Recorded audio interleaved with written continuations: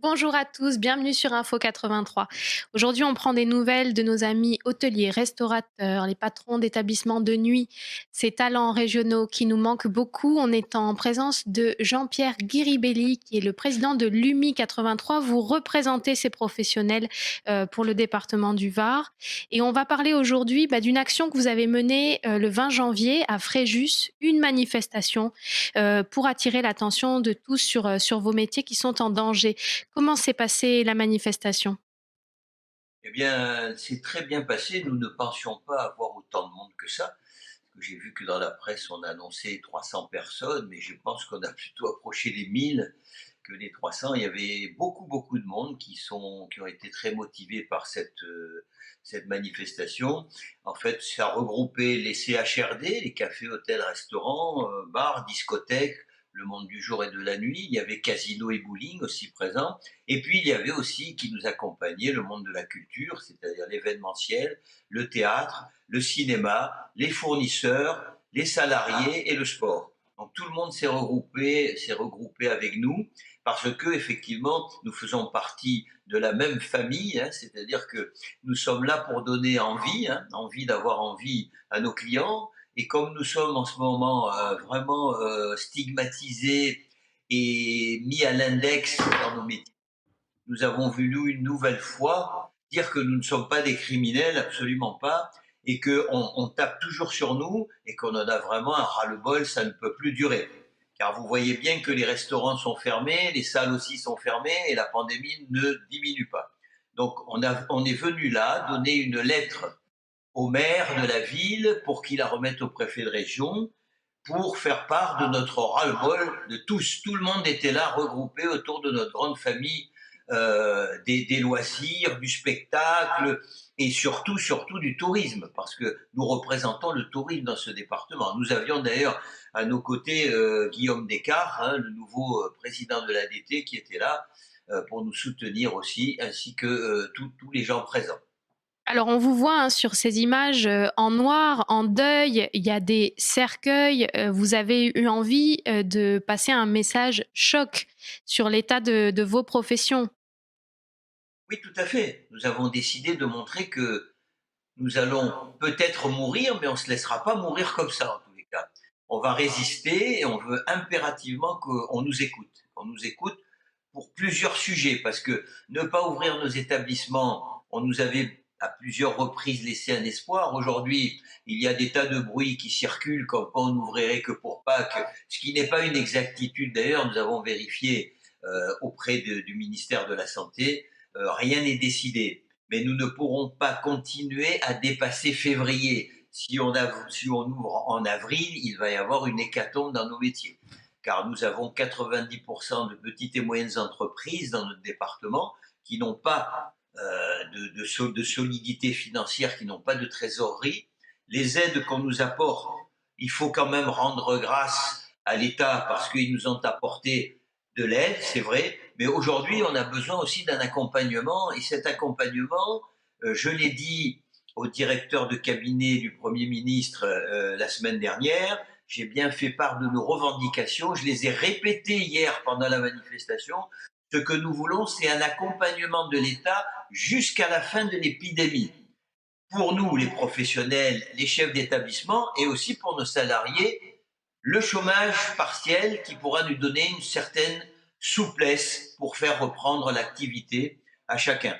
Car nous ne savons pas dans quelles conditions nous reprendrons l'activité. Dans quelles Oui. conditions, on ne sait pas. Voilà, est-ce qu'on va nous imposer est-ce qu'on va encore nous imposer des fiches sanitaires beaucoup plus compliquées?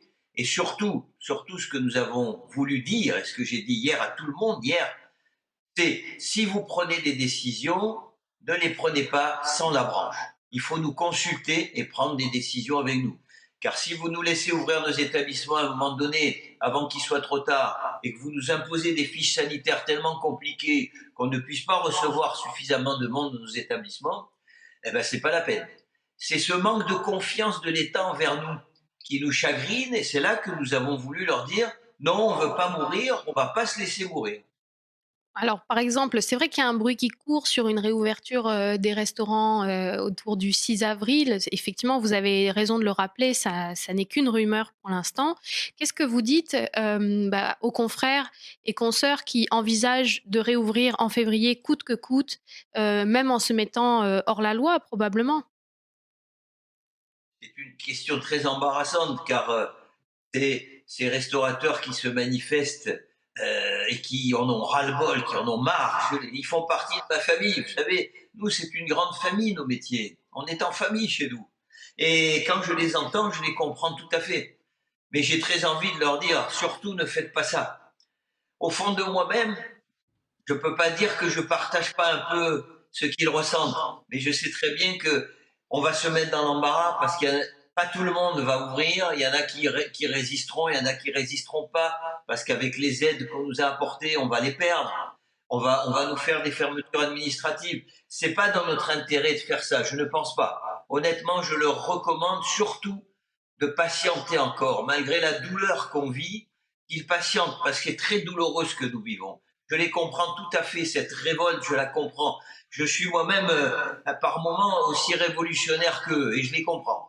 Et croyez-moi, c'est réel ce qu'ils ressentent, cette peur, cette détresse, ce manque d'argent, cet inconnu, ce manque de visibilité, je les comprends. Mais surtout, surtout, pour l'instant, restez solides, continuons à nous aider et continuons à demander à l'État de nous donner un accompagnement, un véritable accompagnement. Il faudrait qu'on supprime les abonnements d'EDF, des assurances, d'électricité, de loyer, etc.